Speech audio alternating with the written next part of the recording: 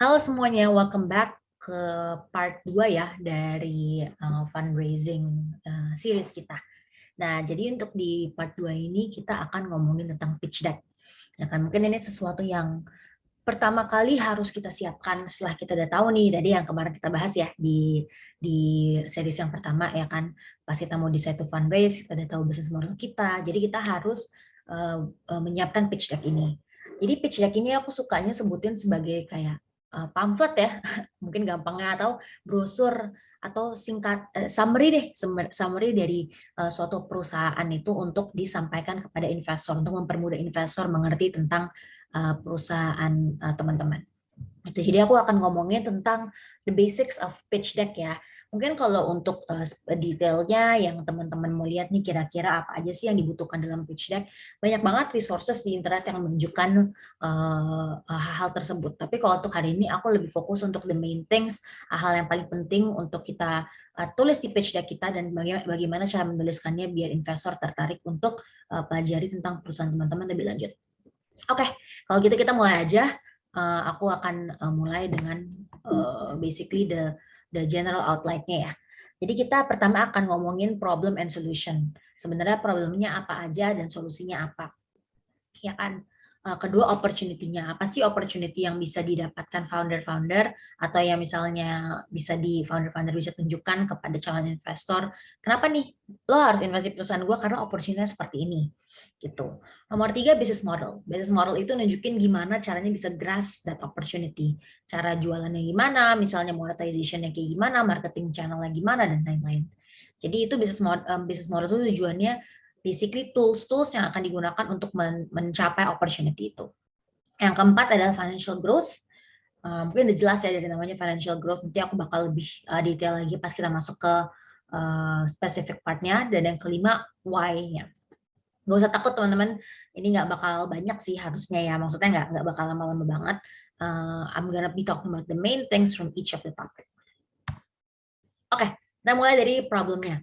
Ini mungkin sedikit nyinggung yang kita ngomongin yang sebelumnya ya, kayak why do you need to fundraise? Masalahnya apa sih perusahaannya, ya kan? Jadi kita harus sampaikan itu juga sebenarnya apa namanya ke apa namanya ke pitch deck kita. Ya kan? Nah, problem yang dimaksud ini adalah kenapa sih why are you building this company?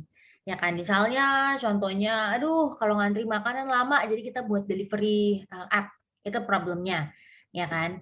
Terus dari problemnya yang ada itu solusinya apa? Kayak tadi aku bilang problemnya, aduh ngantri lama kalau mau beli makan, solusinya delivery app, ya kan.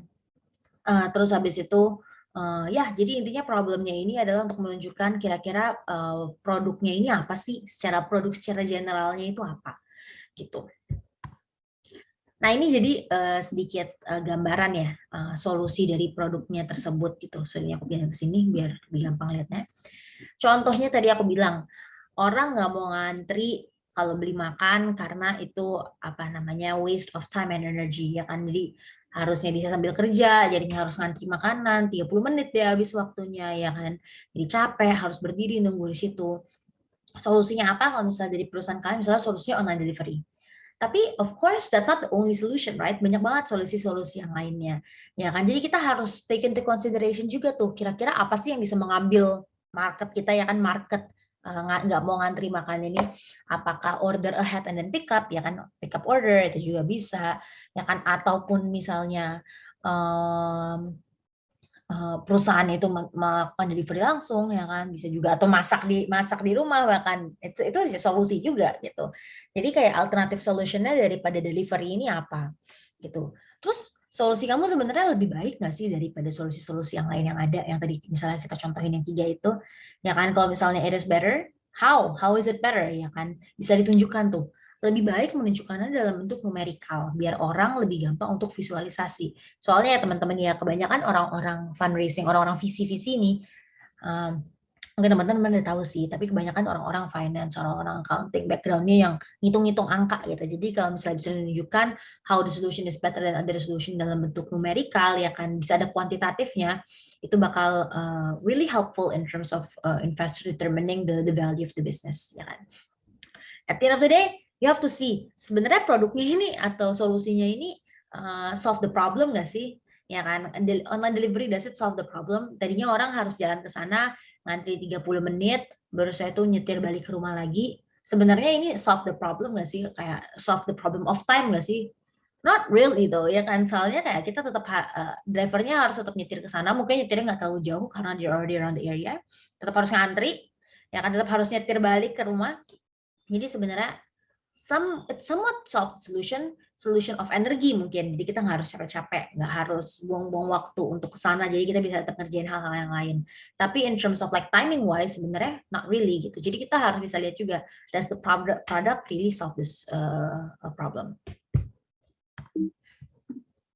Nah, masuk ke part 2, opportunity. Jadi kita udah tahu nih, kita mau buat produk A yang bisa men-solve problem A, ya kan? Kita bisa harus lihat nih, opportunity sebenarnya seberapa besar sih, marketnya sebesar apa, ya kan? Karena kita nggak mau udah capek-capek ngeluarin waktu, ngeluarin energi untuk buat suatu produk, ternyata marketnya misalnya cuma $2.000 di satu negara. Ya, ngapain? Berarti marketnya $2.000, maksimum revenue yang kita bisa buat cuma $2.000. $2.000 nggak nendang dong, ya kan? Jadi kita harus lihat juga itu sebenarnya ada nggak sih marketnya untuk itu. Ini framework yang paling umum dipakai ya biasanya ya, TAM, SAM, SOM. Sebenarnya apa sih ini ya kan? Kalau TAM itu total addressable market. Jadi di universe kita ini ada berapa user ya kan? Berapa user of the product in our universe. SAM itu yang serviceable addressable market. Jadi yang bisa cocok dengan produk kita. Ya kan? Misalnya kita ngomongin delivery ya kan. Terus kita ngomongin berarti TAM-nya ya yang bisa kira-kira nggak mau ngabisin waktu gitu untuk atau energi untuk pesan makan ya kan. SAM-nya tapi mungkin nggak bisa orang-orang yang terlalu di pedalaman karena ya delivery people-nya mungkin nggak nyampe ke situ atau nggak ada apa namanya restoran dekat-dekat situ untuk delivery. Jadi SAM-nya ya mungkin cuman di kota-kota besar atau di kota-kota tier 2, tier 3 atau apapun itu ya kan. Jadi ini yang cocok nih sama produk kita sebenarnya ya kan. SOM itu proporsi dari SAM yang kita bisa achieve di short term. Jadi ini yang target kita untuk short term ini. Berapa sih yang bisa kita obtain dan kita bisa service dalam short amount of time. Gitu. Ini masih general banget, tapi jangan takut di slide selanjutnya aku akan ngajarin kurang lebih cara ngitungnya itu seperti apa. Nah, ini lanjut dari yang tadi ya. Jadi kan ada TAM, SAM, SOM. Ini market sizing. Market sizing adalah untuk menghitung marketnya itu ada berapa sebenarnya. Ini bisa di-apply untuk TAM atau SAM atau SOM, cuman beberapa variabelnya mungkin yang diubah sedikit. Oke, jadi sebenarnya ada tiga metode yang paling umum yang dilakukan, top down, bottom up, dan existing research. Ya kan? Aku mungkin mulai dari yang metode 3 karena yang paling gampang. Existing research is basically ya lihat aja gitu riset yang udah ada berapa besar marketnya ya kan.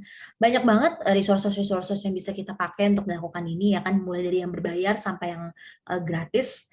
Ini contoh-contoh beberapa yang berbayar ya kan.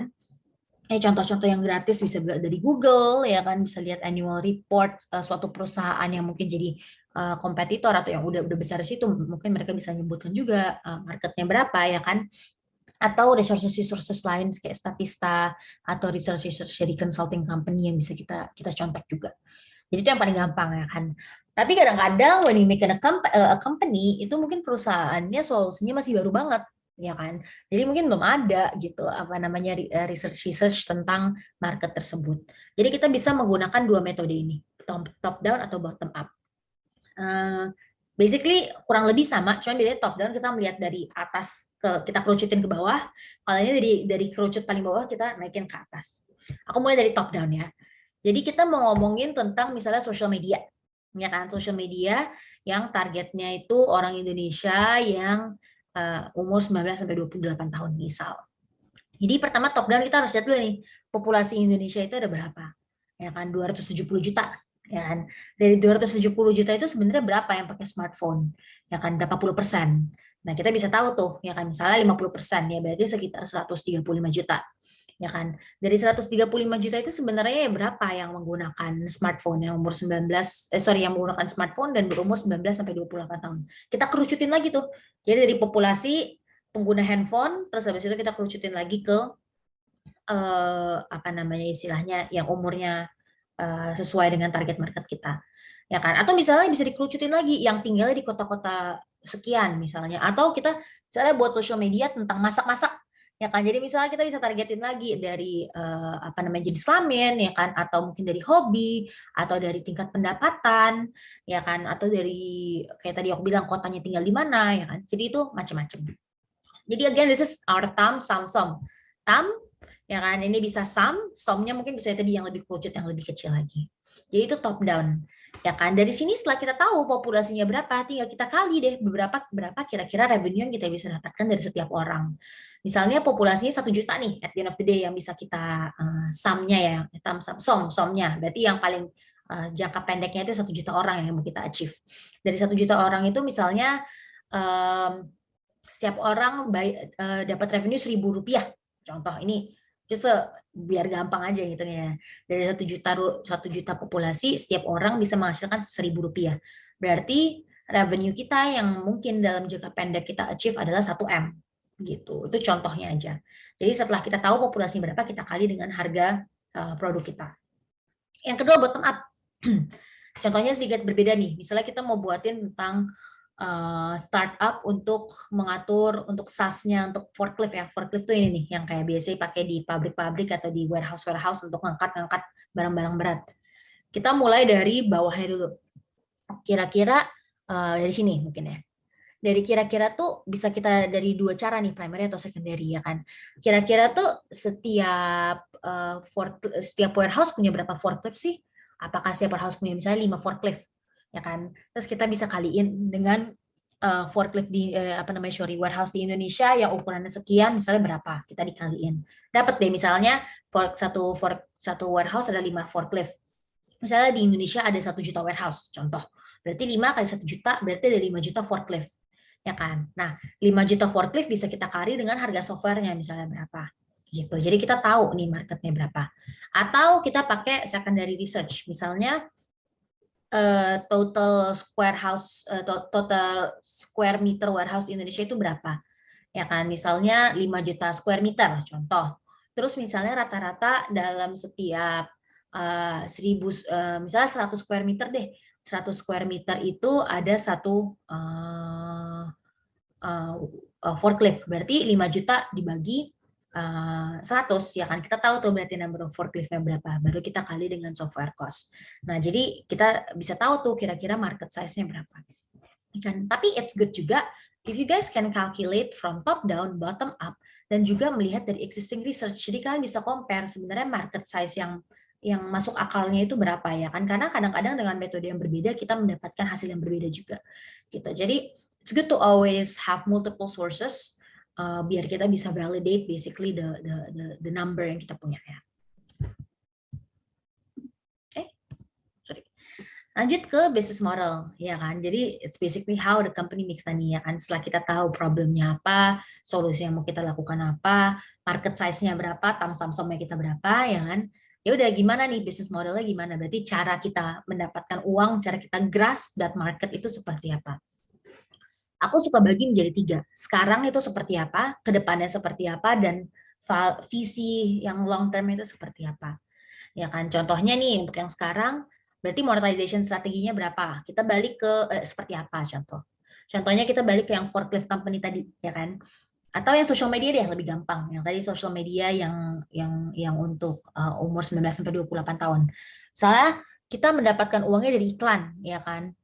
Jadi monetization strateginya itu misalnya dari setiap 10 post yang orang lihat nanti ada satu yang iklan. Nanti iklannya itu biayanya sekian, ya kan? Untuk brand-brand yang mau pakai. Nanti misalnya ada kayak Instagram tuh, kalau misalnya pernah pakai Instagram Ads kan ada tipe-tipe iklannya seperti apa, ya kan, bayarnya seperti apa, dan itu monetization strategi.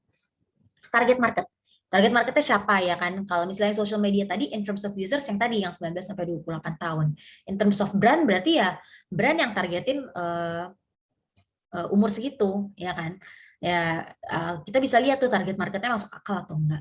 Terus go to market strateginya gimana? Cara launchingnya gimana? Cara biar orang-orang mau makainya gimana? Apakah untuk brand kasih free trial dulu untuk di situ, untuk user mungkin dikasih perks and benefit apa ya kan? Jadi itu lebih ke gimana cara-cara orang bisa memakai produknya.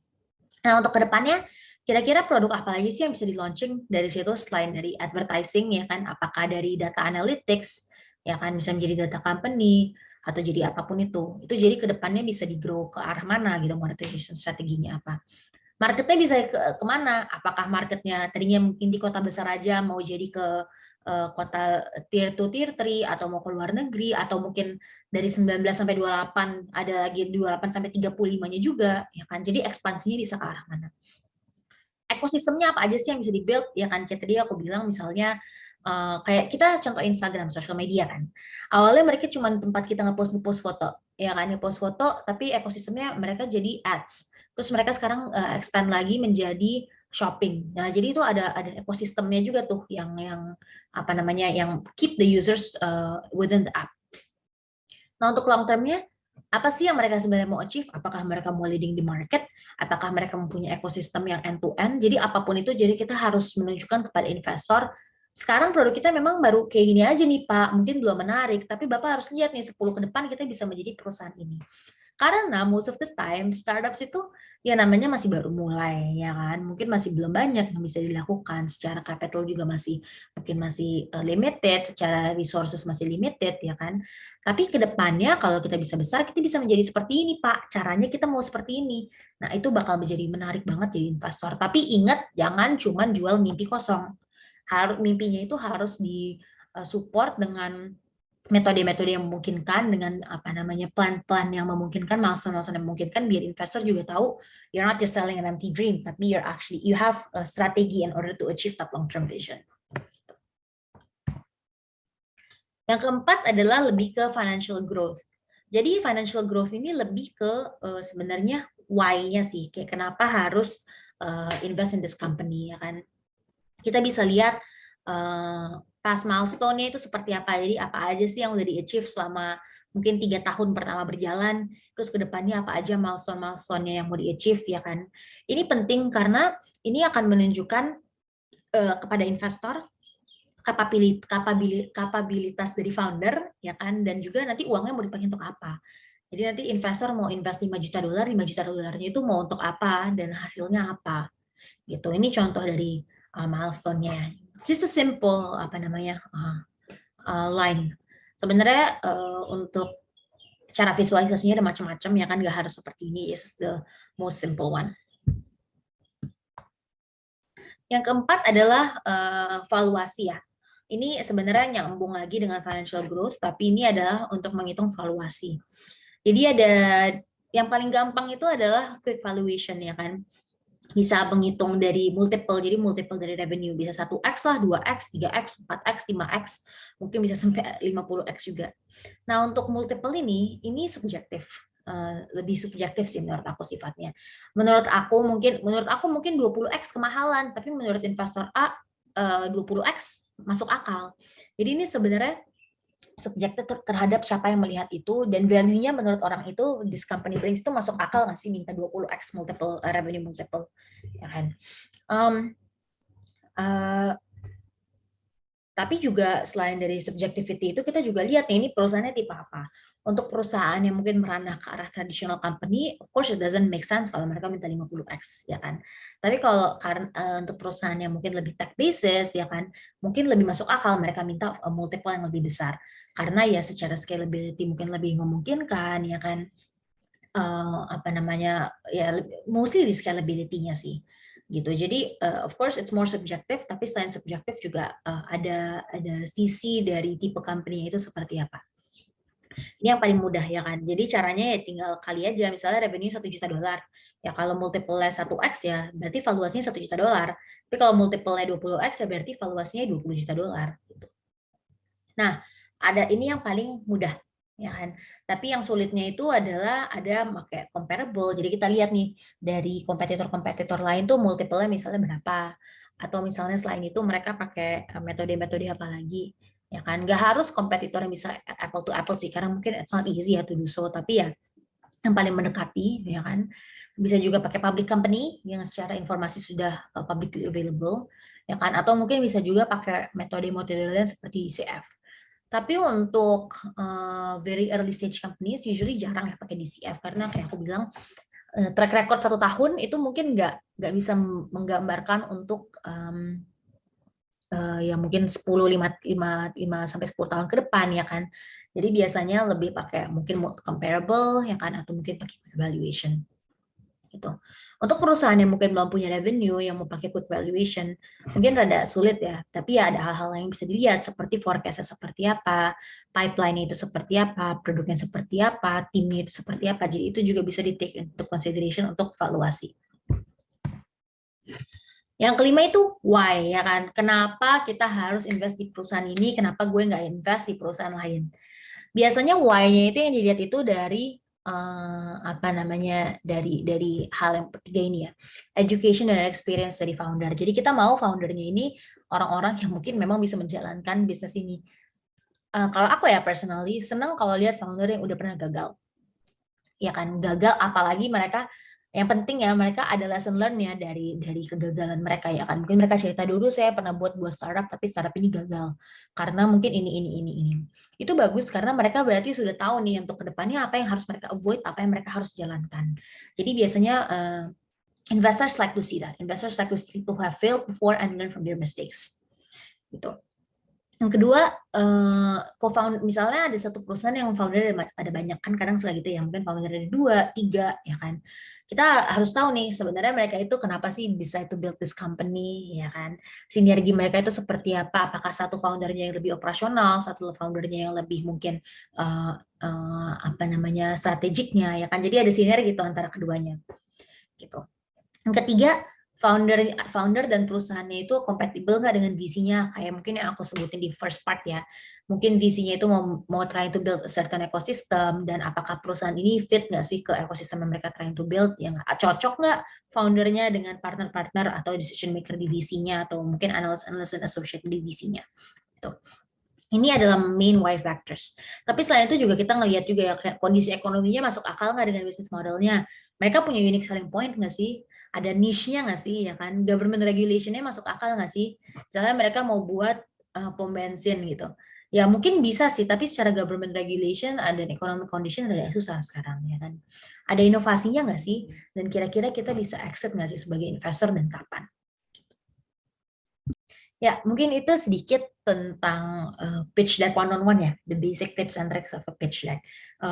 Again, kalau misalnya teman-teman ada pertanyaan, please email us at info@gearup.network. Nanti kita bakal bisa bantu menjawab pertanyaan teman-teman, atau mungkin ada request mau bahas topik tertentu, nanti kita bakal coba review dari topik-topik tersebut gitu. Of course, stay tuned for our other topics. Kedepannya akan ada topik juga tentang anti dilusi ya. Kalau teman-teman tertarik tentang anti dilusi, nanti aku bakal bisa nonton di part selanjutnya. Oke, makasih teman-teman.